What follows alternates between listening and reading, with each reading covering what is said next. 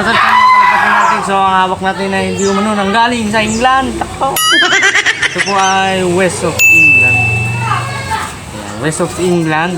May pagkakahawig sa Hairy Swallow dahil sa kanyang makapal na mukha na ano pa lang palahibo ito.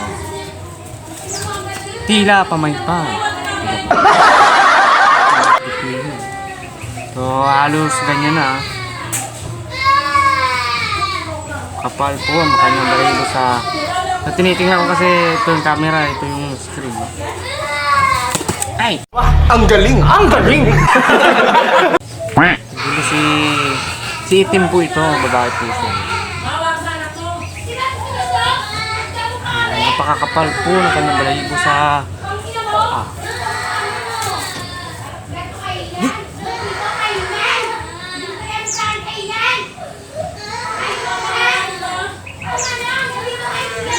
ganyan po kakapal ang kanyang balahibo sa paa.